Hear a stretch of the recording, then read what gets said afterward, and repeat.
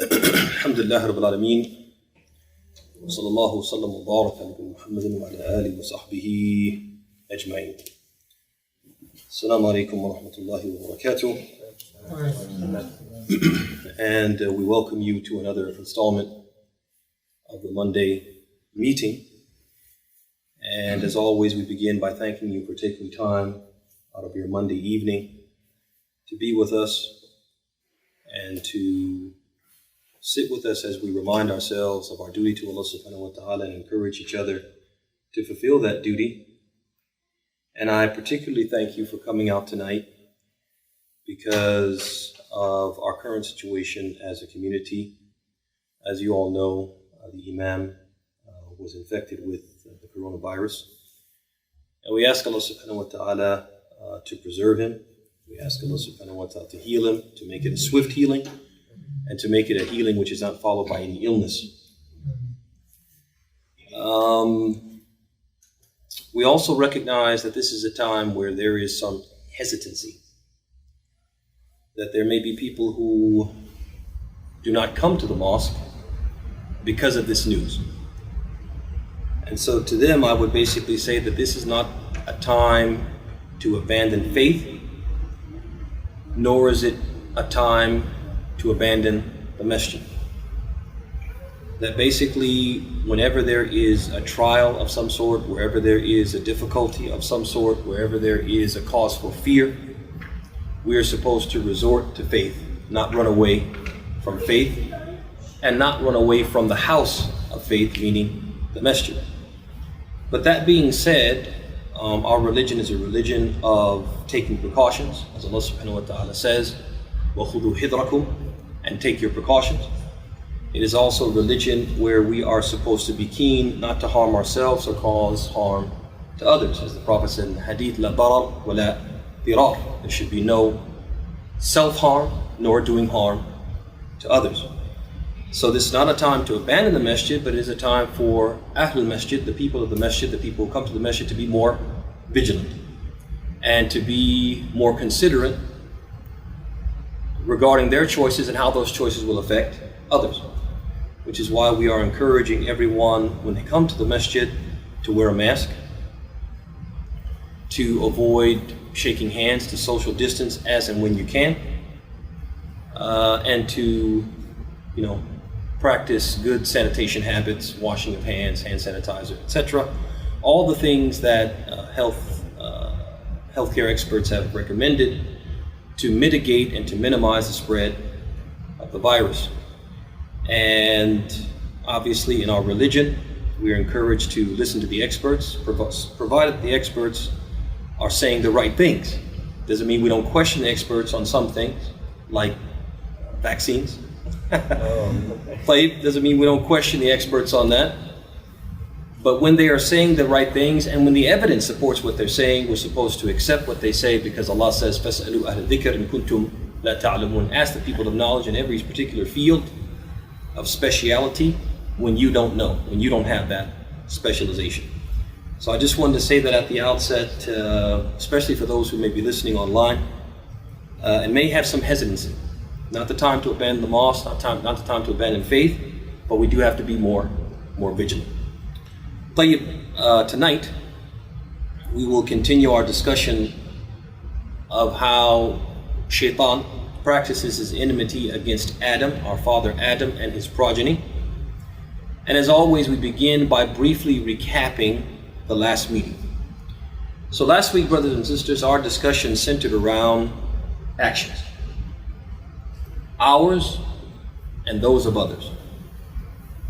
Specifically, we talked extensively about the interpretation of actions and how the process of interpreting actions, whether our own or those of others, impacts the relationships we have with them. So I just want to make sure that we're clear on what we've been talking about.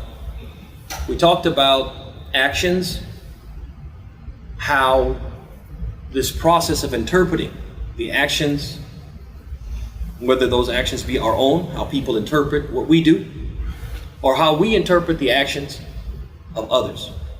How that process, it impacts our relationships.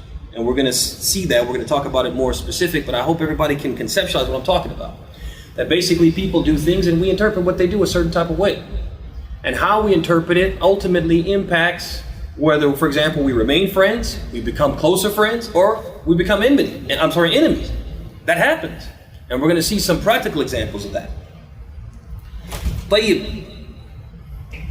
But more specifically, because we're talking under this umbrella of shaitan and how he practices enmity, more specifically, we were talking about how Satan uses this knowledge of how the interpretation of actions can impact relationships, and because he wants to sow discord between people who should be together, who should not be divided. He wants to divide them. He also wants us to draw closer to people that we shouldn't draw closer to. So he uses that knowledge of how this process of interpretation affects relationship, uses that knowledge to his advantage, to make us draw closer to people we shouldn't, and to draw further away from people we should be close to, right? That's specifically what we're trying to get to. That's the meat of the topic. So here are a few key points from last week's meeting before we pick up the topic from where we left off. So the first thing we said at the outset, we said life is a collection of relationships. That's what life is. Life is a collection of relationships. Our relationship with Allah, our relationship with Allah. Our relationship with Allah, which is the most important relationship, the reason why we're here. وَمَا خَلَقْتُ الْجِنَّ وَالْإِنسَ إِلَّا لِيَعْبُدُونَ. I've not created jinkind and mankind except to worship me. Our relationship with our fellow man, and that's a lot of sub-relationships. Our relationships with our parents, mom and dad, relationship with our siblings, relationships with our kith and kin, right? Relationships with our friends, relationship with our spouses, right? A bunch of relationships with fellow man. And our relationship with what? Even with our environment, with our surroundings. And all of those relationships are impacted by how we interpret what? The actions of others and how our actions are interpreted. We talked about that those relationships are impacted sometimes positively and sometimes negatively by the actions we and others do and how those actions are interpreted. So we have these relationships, and those relationships are impacted by what? By our actions, or their actions, and how those actions are interpreted. And we have seen, probably all of us have seen, at some point how some people stop being friends because of something somebody did.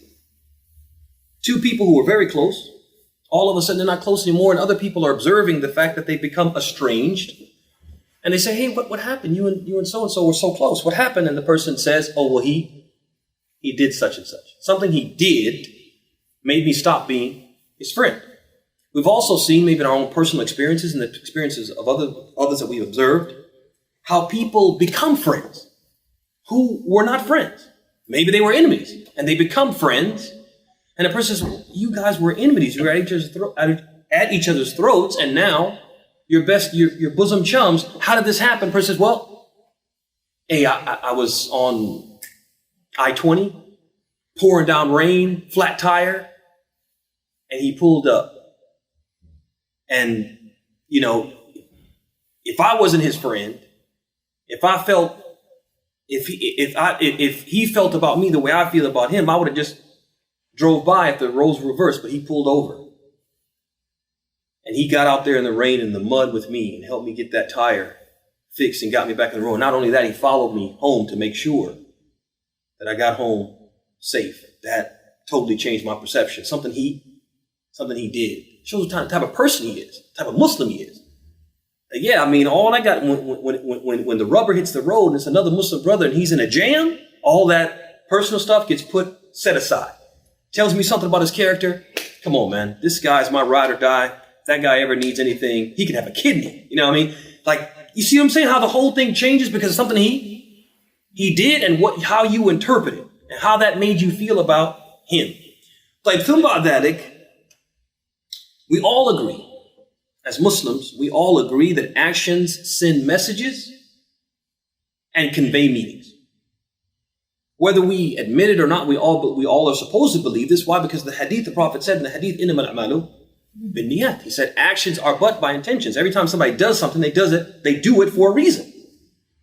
So the hadith tells us that actions convey meanings and they send a message. In addition to that, al-hiss, we feel naturally that when a person does something, they're saying something by doing that. And we know this to be the case because every time somebody does something, we race to do what? To interpret it. We all do it. Whenever people do anything, we immediately interpret what they did. So for example, husband brings home what? Some flowers out of the blue, and he's not really a flower bringer, right? That's not really his thing. But all of a sudden he brings some flowers. So immediately the wife starts saying, oh, what did he do? Right? What did he do? We immediately, tilqa'i, automatically we interpret, hey, there's got to be something. It ain't just about being nice. You see that? Y'all see that? Tayyib. So we immediately go to what? Interpret the actions, right? We also talked about last week how actions are very difficult to interpret. When somebody does something, it's very difficult to know what they meant by it. In most cases, they're difficult to interpret, but we try to interpret them what? Anyway. And this often leads, since they're so difficult to interpret, so difficult to what? To break down, to dissect, we often misinterpret them. We often misinterpret the actions of others, and in many cases, our actions are misconstrued, right? Or misinterpreted, right? And that tendency for us to try to interpret, we err in our interpretation, it does what? It negatively impacts our relationships. Is that not so? So, for example, I remember I was a fairly new Muslim, and I used to attend a masjid in the northern suburbs of Detroit.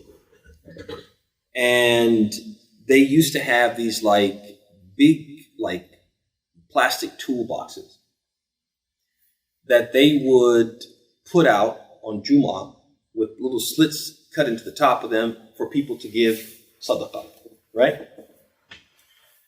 And so it happened that a brother, he was seen not putting money in, but taking money out. And so somebody accused him of stealing. That's the first thing that came to the person's mind when they saw this action. But in reality, that person had put a large bill in the box and he wanted to get change. So let's say he put 100, he wanted to donate 50. So he was taking out what? The change. That brother was so hurt by being accused of stealing that his friendship with the person who accused him totally what? It was totally destroyed by that. Totally destroyed by that because he felt his integrity had been questioned. And so that failure to interpret the action correctly permanently impacted that relationship. And that's one example out of 100 we could give. But from ba'dalik, we talked about that there are several factors that make actions difficult to interpret. And this is something that we have to bear in mind as the people who are receiving the actions, consuming the actions, and making a judgment on those actions. We have to bear in mind that actions are hard to interpret, and these are some things I need to consider as I try to interpret them. So one of the factors that we mentioned was that actions are open to multiple interpretations. That very seldom does a person do something and the only way it can be interpreted is what? Is this one way. Taking case in point, the brother who was trying to make change. So he's taking money out of the sadaqah box. It could be that he was trying to steal. His intention by that action was to steal. But it could also be that he was trying to make change. You see that? And it could be other things. Maybe someone was in need of money and he was like, look, I don't have the cash on me. I'm going to give it to you, and whatever I take out of here to give to you to help you out, I'll put it back later when I come from Maghrib, whatever. It could be so many other things. You guys see that? But because of that, we have to be mindful that, okay, I'm seeing this and I'm feeling that it means this, but it could mean other things that I don't necessarily comprehend, which makes communication keys. We're going to talk about at the end, inshallah ta'ala. When I see someone do something and it makes me think a certain way about them, rather than make that assumption, I should ask. You guys see that communicating? In many cases we don't. We just take whatever interpretation we have reached, and that becomes what? That becomes what it is. It is like that. But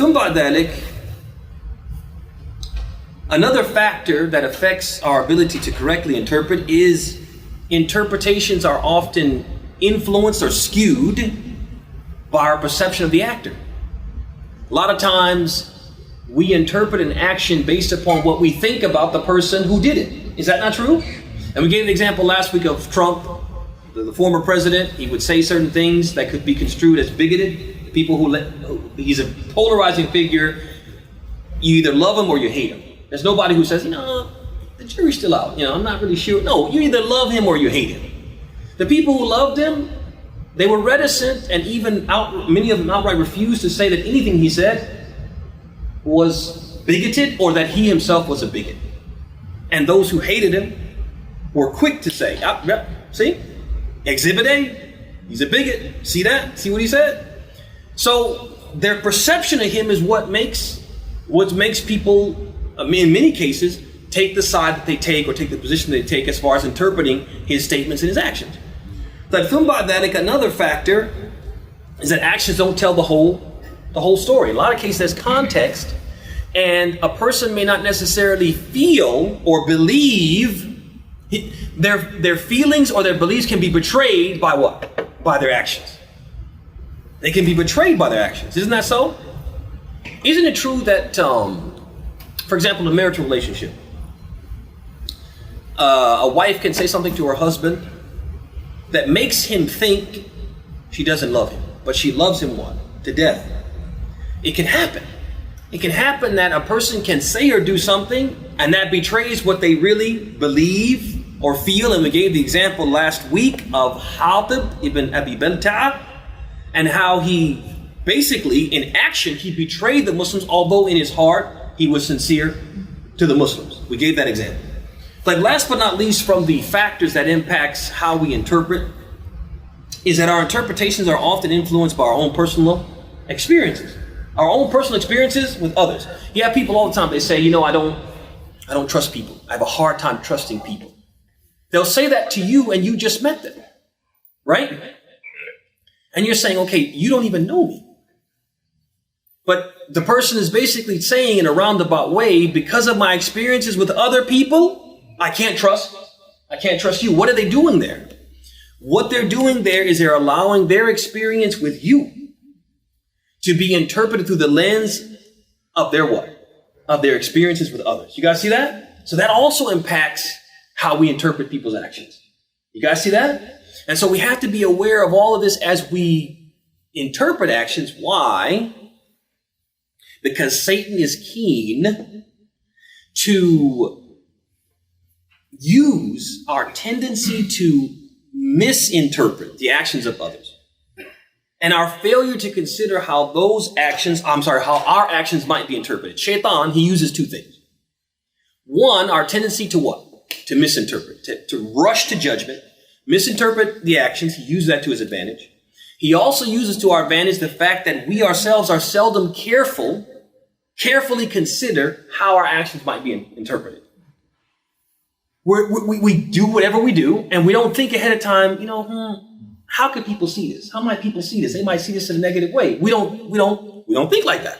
So he uses that to his advantage. And he uses it to his advantage to either what? To either create discord between people who should be together. So you have two believers and they're close friends. They remind each other of Allah. They call or text each other when they first wake up in the morning to remind the other one to get up for tahajjud. They remind each other, hey, the masjid, come to the masjid. I didn't see you in the masjid. They remind each other about these acts of worship. Tomorrow's Monday. Make sure you get up for suhoor. They're reminding each other, right? They're helping each other. These are two people who should what? Who should stay friends. Because they're helping each other to get to paradise. Shaitan doesn't want that. So he uses that knowledge of how actions can be misinterpreted to do what? To create discord. You got between those two people. Or to create discord between a person and the community, the Muslim community. You guys see that all the time. People who just stop coming to the mosque because of something that was said or something that was done. Doesn't that happen? And is that good for them to not be a part of the mosque? Don't people get caught out there because they're not a part of the community, not a part of the mosque? As the Prophet said in the hadith, he said, alaykum bil jama'ah. He said, I adjure you to be a part of the community, to stick with the community. Don't leave the community. فَإِنَّ الذِّئْبَ يَأْكُلُ الْقَاسِيَةِ. Because the wolf preys on the lone sheep. When you're out there by yourself, you're more likely to be what? To get caught by the shaitan. But when you're with the pack, you're safer. You guys have seen National Geographic. You've seen that, right? When you have a predator, what does a predator do? He intimidates. He comes to the pack. They're all together. He intimidates. He does something. He pounces. He growls. Whatever he does. And they're timid animals. So they what? They flee. Usually, they flee together. Have you ever seen the lion, the tiger, the cheetah? Have you ever seen them chase the pack? No, they wait for that one that strays off by himself, and then they do what? They go right, they focus on him, and they run him down. See what I'm saying? The Prophet's basically saying, if you stick with the Jama'ah, you're safer. Your deen is safer, right? So the shaitan, what he does is he tries to create discord between individuals and their community so that they're caught out there by themselves and they're easy pickings for him. He also uses our tendency to misinterpret actions to lead us astray, to make us love and be attached to people who we shouldn't be attached to. You got these people, and we talk about this all the time, and I'm going to keep talking about it until I'm blue in the face because it's important. You got these celebrity imams, and they're preaching the wrong thing. And the shaitan makes us what? So enamored with them that they can say shirk, they can say kufr, they can say something which is clearly bid'ah, and we'll be nodding our heads and giving them the benefit of the doubt. The shaitan is doing what? Making us interpret everything they say in the best light, so that what? We'll continue to follow them and go astray. Y'all see that? And so this is why this is so important. And we started to talk about last week one relationship that the shaitan is keen to undermine, which is the relationship between the community and the imam and the community. And why do you think that is? Why do you think that the shaitan want to drive a wedge between the community and its imam, the imam and its community? Why do you think that is? Because he's teaching them how to worship Allah the correct way. Hey, so if the community questions his credibility, questions his sincerity, questions his motives, they won't follow him. And they'll do what? They'll go astray. If they're questioning his motives, then he may become what? He may become full of resentment, vengefulness, acrimony, and he won't teach them like he should. He won't guide them like he should. He won't be dedicated to them like he should. And we're not going to talk about that tonight, although we intended to. We'll shelf that for another time. Because the imam isn't here, and I just think it's more appropriate to deal with some other things which are more important for us as individuals.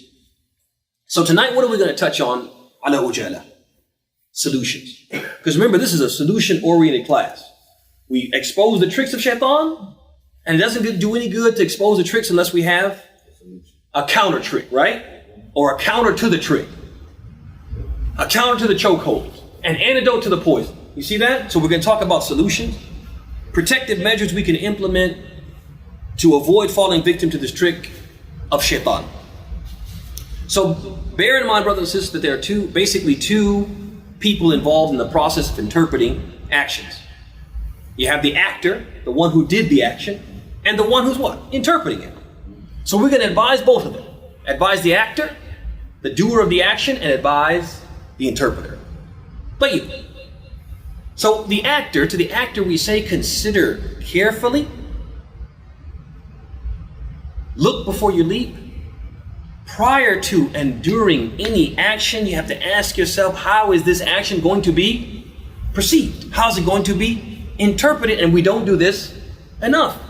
We tend to act and expect everyone to give us the benefit of the doubt. Is that how it works? I mean, in most cases it probably should, but it doesn't. It doesn't. People don't. And so we have to actually think and be proactive about, okay, what message am I sending by doing this? How is this going to be perceived? And you're not always going to get it right, but you try to foresee how this could be misinterpreted and create problems in your relationships. And we don't do this enough. And then when we're called on it, we want to put the onus on the other person. No, we share it's a shared onus. I have to be careful how I move, and you have to be, give me the benefit of the doubt in how you interpret. طيب. So we have to think before we speak and act. We have to look before we leap. And this measure, this counter move, is supported by the Quran and Hadith.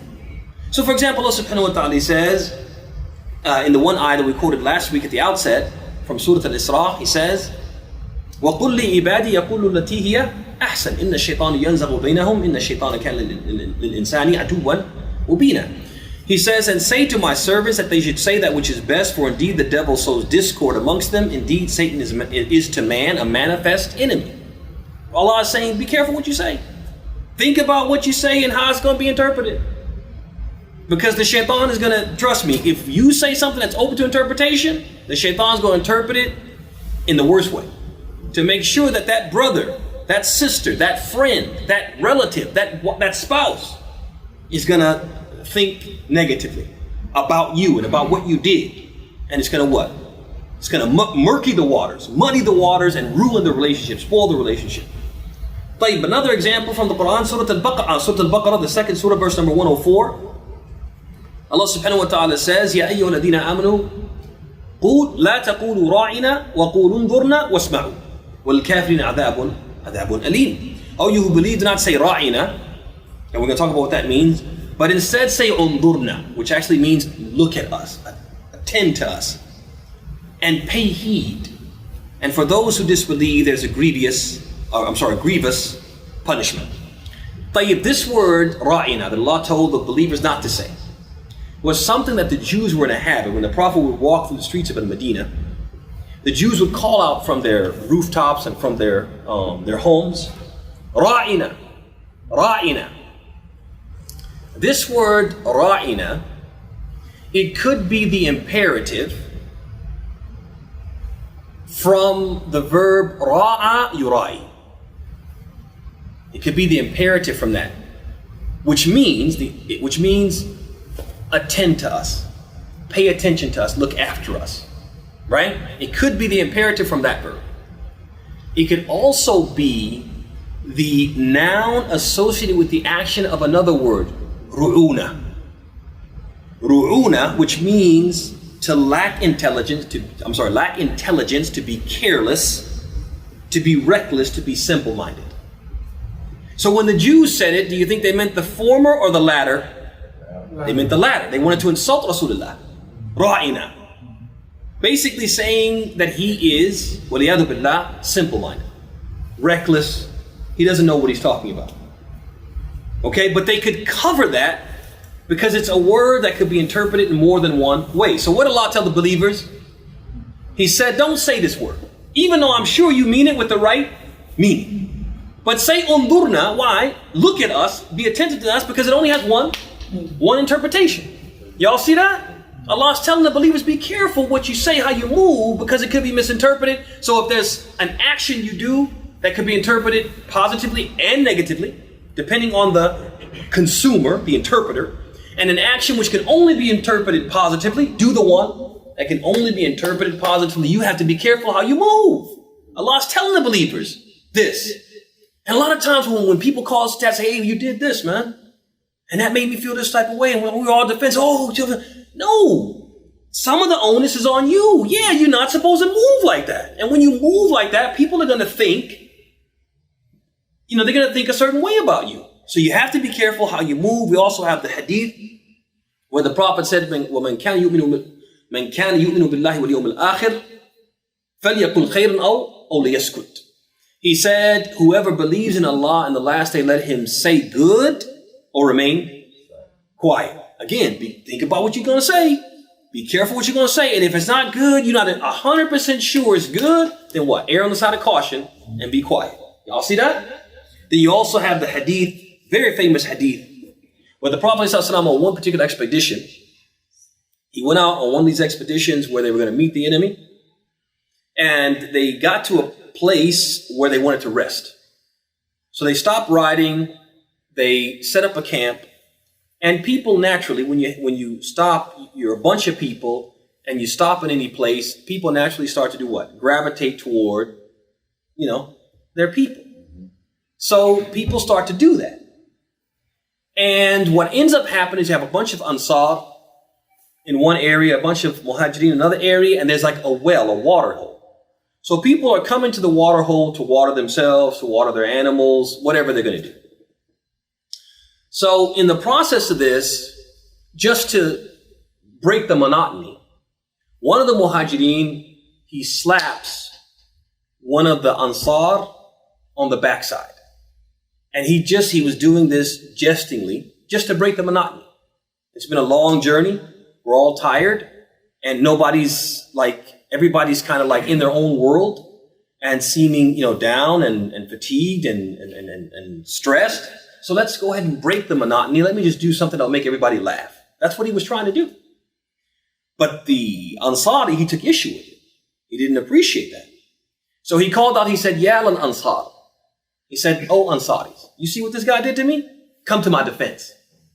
So when he did that, the Muhajir said, Ya al-Muhajirin. Y'all want to get it on?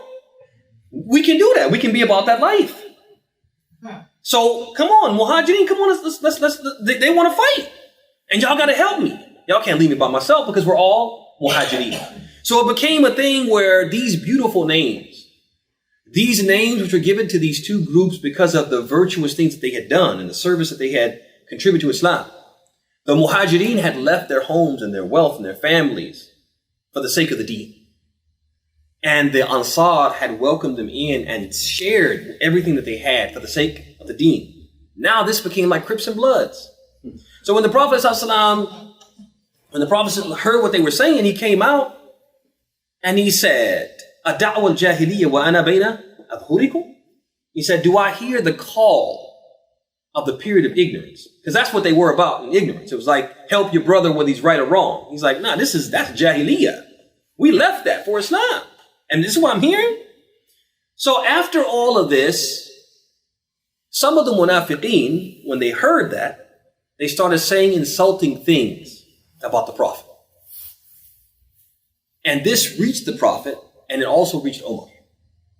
So Umar, he said, Da'ni ya Rasulullah adrib unuq hadha al-munafiq. The one who said these bad things about you, let me take care of him. Let me go ahead and take off his head. And that'll shut him up and shut up these other munafiqeen who are just basically they've infiltrated our midst. They're all going to be afraid because I made an example out of this one munafiq who said these things. So I'm going to come to the point now. The Prophet said, just to show you how the Prophet thought and is teaching us to think about our actions and how it's going to be interpreted. He said, Da'hu ya Umar. He said, leave him alone, ya Umar. La yatahaddath an-nas anna Muhammadan yaqtul ashaba. He said, the people are not going to say about me that I kill my companions. Because the people outside of the Muslim community who might be thinking, pondering Islam, when the news reaches them that this particular man who was with the Prophet on an expedition to wage jihad got killed, are they going to say, oh, the Prophet killed a munafiq? No, all they know is he's a Muslim and the Prophet killed him. I don't want to be a part of a deen where you guys see that? The Prophet thought about, hey, if I move like this is how it's going to be interpreted. Let me not do that. So the Prophet is teaching us we need to be careful about how we move, and the onus is partially upon us. Upon who? Upon us.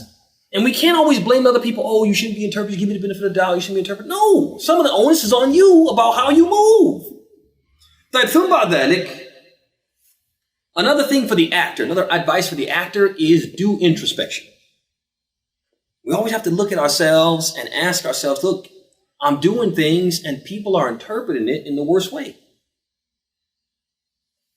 I do this and I have the best of intentions, but people think bad things about this or bad things about me and this action or whatever. They interpret it in a bad way. We have to ask ourselves what? Why? Why is it? We have to acknowledge that the problem could be what? It could be me. I could be the problem. And I have to basically start considering what I say and what I do. And also maybe change the way I act, the way I communicate in order to convey a different message. You guys see that? We have to acknowledge that onus. We have to sit with ourselves sometimes and say, man, I remember when I was growing up, there was this guy on the block. He got along with everybody. I think I pretty much got along with everybody, but we did not get along. And everything I would say to him, he would take it like I was like trying to like insult him or put him down. And it's like, at some point you start to say, okay, am I saying something, communicating in a way that is giving him this message without intending it? You see what I'm saying? So we have to be like that. If we start to see that people, a person or people continuously interpret our actions in a way we didn't intend, at some point we have to pull back and say, okay, is it me? Am I the problem? Like now, advice to the interpreter. Number one, acknowledge the fact. If somebody does something and now you're gonna interpret that. You're gonna go through this process of interpreting, what did this person mean by it? One, you have to first acknowledge that interpreting actions is very what? Very difficult. You have to admit that and acknowledge. And most of the time we get it wrong. So you sit back and you say, yeah, see, that's what he meant by that. Then most likely that conclusion is wrong. So don't become a person who's like adamant, this is what it is. Because in most cases we get it wrong. But number two, you got to give people the benefit of the doubt if they deserve it. Got to give people the benefit of the doubt if they deserve it and interpret their actions the best way. And we have the ayah in which Allah subhanahu wa ta'ala says, "Ijtanibu kathiran min ad-dhann." Avoid a great deal of suspicion. Inna ba'd ad-dhanni itham, because some suspicion is sin. The scholars of Islam said, what is that sinful suspicion? It's dhannuka as-suu bi akhika al-muslim bila mustanad. It's when you assume the worst about your brother and you don't have any reason to do so. And so what that's teaching us is that if a person deserves the benefit of the doubt, we give him the benefit of the doubt.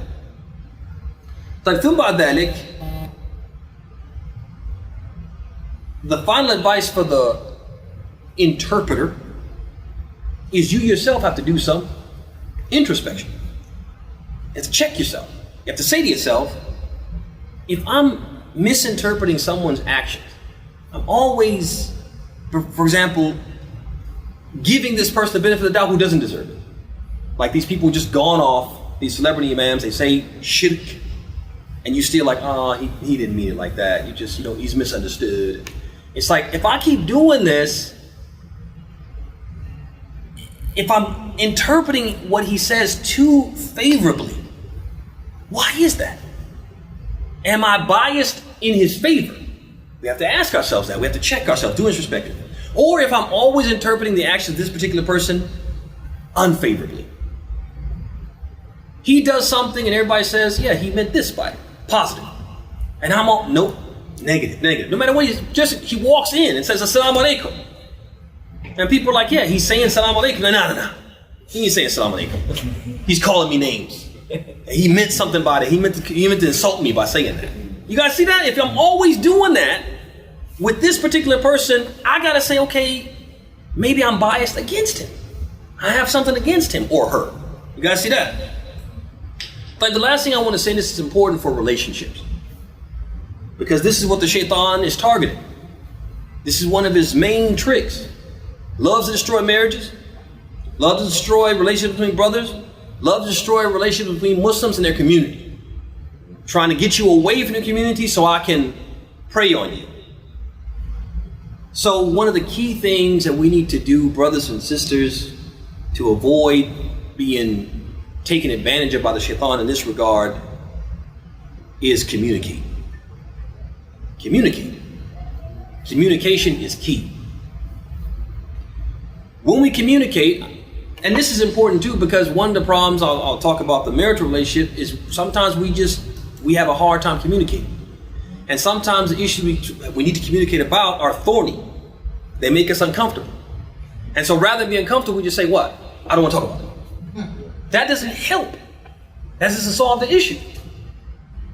So we need to learn how to be comfortable being uncomfortable to save our relationships. And so you have to communicate with that person who they did something and you're interpreting in a way that upsets you, makes you look at them or perceive them in a negative light. You need to communicate with them. You need to go to them and say, hey man, you did this and it makes me feel like this about you. Is that what you intended? We need to have those conversations. And sometimes when you hear that, it may make you upset. Oh, you question my integrity. No, that's not helpful. You have to be the person who, you know what? I know what's going on here. And I'm mature enough to absorb what you said, even though I'm insulted by it. I'm hurt by it. I'm mature enough to absorb it and to respond to it in a way to make you see that what you thought wasn't what it was. So we have to communicate. Then when we communicate, the person says, hey, wallahi, I didn't mean that. Wallahi, it's not what you think. Wallahi, it's this, that, and the other. We have to take them at what? Take them at their word. We don't let that thought linger. Oh, this sugar lying. Lying. Faking. Pretending. Trying to be sneaky. Because who's telling us that? Who's suggesting that? Who's feeding that? The shaitan. Y'all see that? And notice the Prophet ﷺ with Hatib. He gave the example last week, the example of Hatib. Hatib, when you look at his action, he betrayed. He committed treason. But the Prophet said, Ma hadi Hatib. Explain this. So Hatib explained. He said, Wallahi, I didn't do this kufran wa irtidadan an Islam. I didn't do this to commit apostasy or out of disbelief. I love Islam. I love the Muslims. I just did this because of some material benefit I hope to gain. That's all it was, Rasulullah. The Prophet didn't say you a liar. I don't believe you. The Prophet said what? I'll take it at your word. Y'all see that? If the Prophet did this, who are we? Just take a man at his word. I said I'm going to leave it at that. Y'all see that? Especially with the people in your circle, your close people, spouse, friends, brothers who you close with. You got to give them the benefit of the doubt. Your relationship's not going to work if it's built upon distrust, especially distrust which is unjustified. Y'all see that?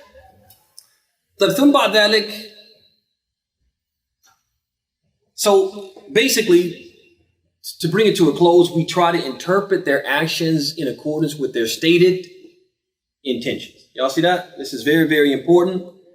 So these are all of the weapons we can use to counter the trick of the shaitan. And the key one, all of them are important. Please don't forget any of them. Don't belittle any one of them, devalue any one of them. But the main one is to communicate. I saw this. Let me go to that brother or sister or spouse or friend or sibling and say, you did this. This is the way it made me feel. This is how I interpret it.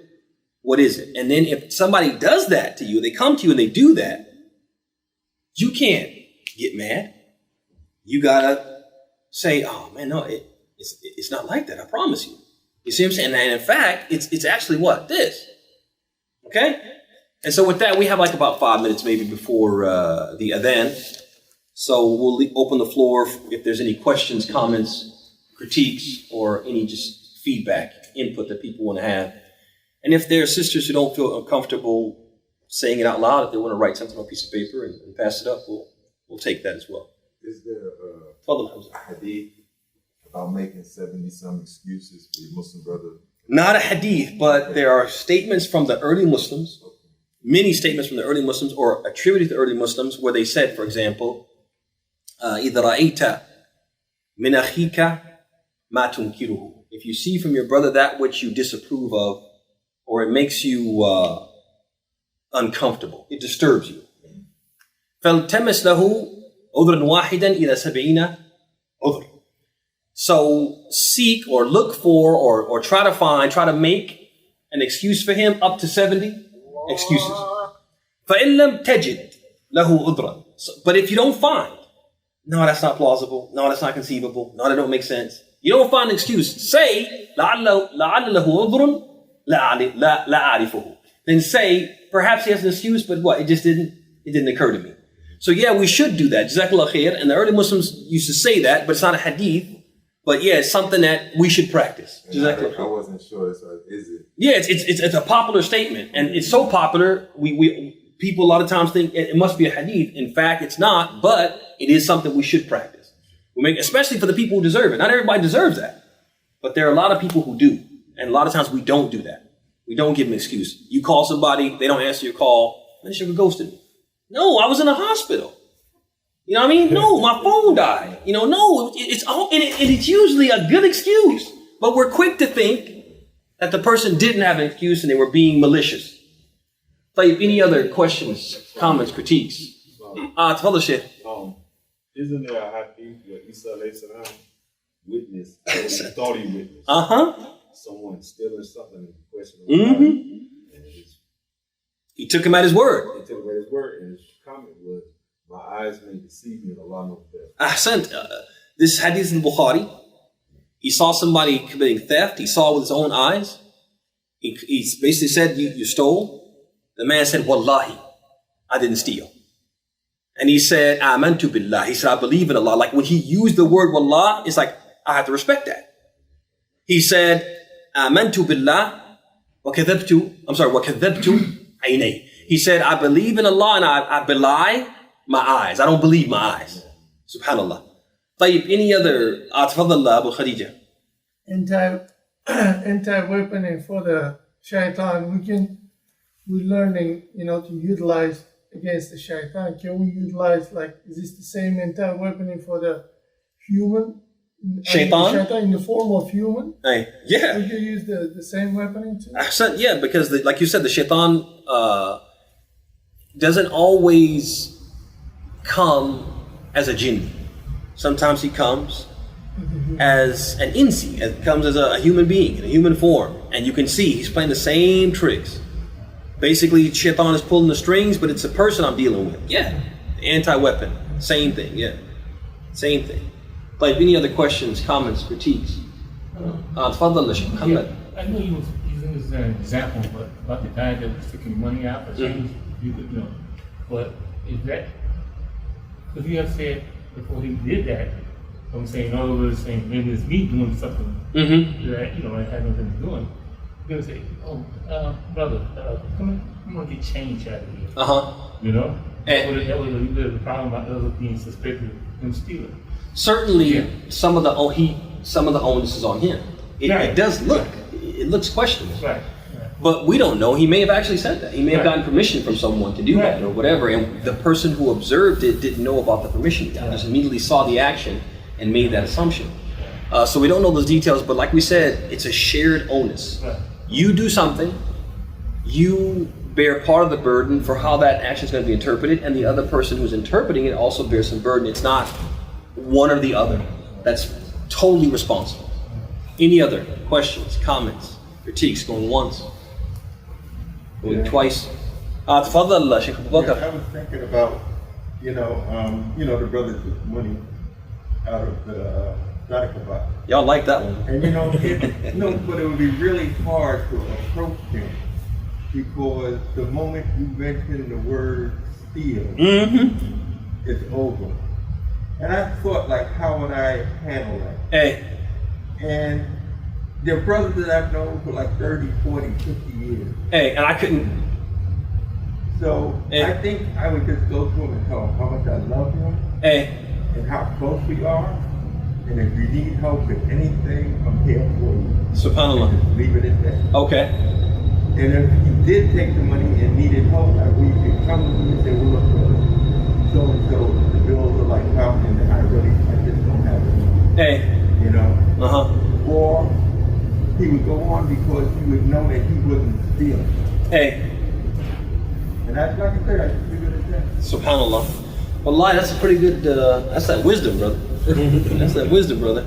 I'm thinking when you said the whole thing about 30, 40, 50 years, I'm saying to myself, man, I don't think, even if I knew a person that long, I could tell them that, hey, it looks like you still, I don't know if I could bring myself to tell them that, and I don't know if I could, even with 30 or 40, 50 years invested in a friendship, I still don't know if they would receive it in a way that friendship would leave that situation unscathed. You follow what I'm saying?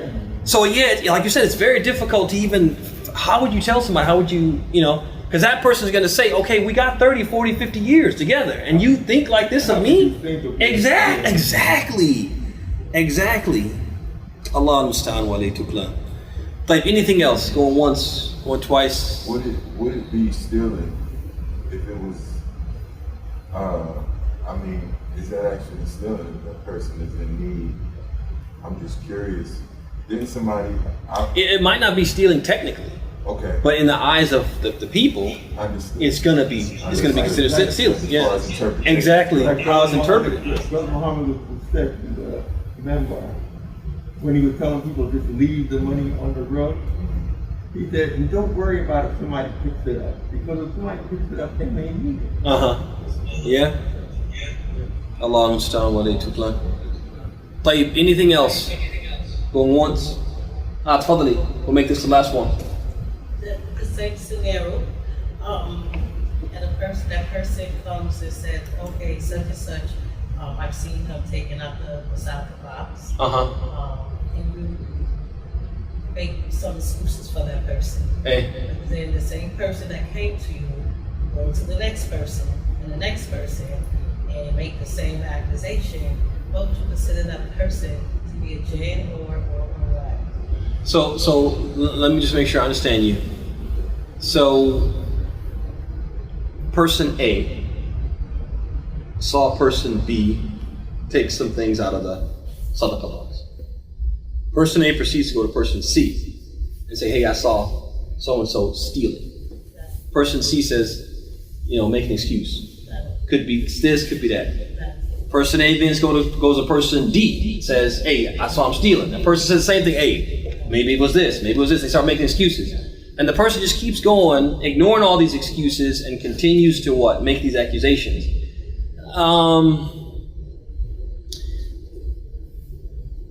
There's a lot of context that is missing from your question, but if we say that the person was deserving of the benefit of the doubt, and you had an excuse that you could latch onto to give them the benefit of the doubt, and you didn't do that, we would say that's inappropriate. We'd say that's at least inappropriate, because we've been told by Allah in the Quran to avoid suspicion. Some suspicion is a sin. And we've also been told by Allah subhanahu wa ta'ala, in which He said, إِن جَاءَكُمْ فَاسِقٌ بِنَبَإٍ فَتَبَيَّنُوا. If a person lacking credibility comes to you with some news, then verify it. The scholars of Islam say the opposite meaning is also intended. If somebody who's credible comes to you with some news, then you what? You accept it. And so if you know nothing about this brother but good, everybody you encounter is saying, no, that guy, oh no, he wouldn't. He was probably trying to make change, whatever. And you just, no, he was stealing, I'm telling you, and you don't know anything about that brother but good, and people who know him better than you are saying these good things, then yeah, you got to check yourself. There must be a sickness there, because now you're basically insisting on what? On attributing something to him, which you have every reason to believe you've misinterpreted it. And we're trying to avoid that misinterpretation because of how it destroys relationships. Now the shaitan uses it. We have to be one step ahead of shaitan, smarter than shaitan. And if you really, you keep on asking these people, they keep giving the same excuse, you're still not convinced, what do we say you're supposed to do? What was the number one anti-vax for this weapon of the shaitan? What was the number one thing we said? Don't talk. How could y'all forget this? Remember I told y'all, don't forget this. No, don't talk is one, but what was the main thing you do if... Talk to him. I said communicate. Go to the brother. Go to the brother.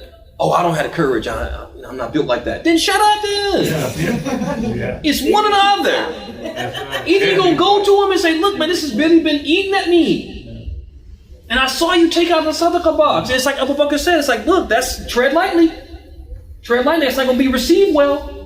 But if it's really eating at you that bad and you just gnawing at you, your only option is to go what? Communicate. Y'all remember, don't leave this class. This is the main thing, especially in your close relationship with spouse, siblings, and the brothers and sisters that you're very close to. Shaitan's trying to destroy those relationships. You got to communicate. Something makes you doubt, something makes you question. You got to do what?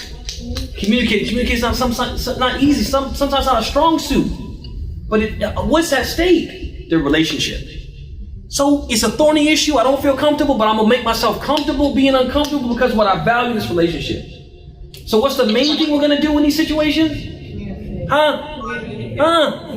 Please don't leave this class not because I'm telling you, man, the shaitan's gonna get us if we don't do that. Communicate. هذا وصلى الله وسلم وبارك محمد وعلى آله وصحبه أجمعين. السلام عليكم ورحمة الله وبركاته.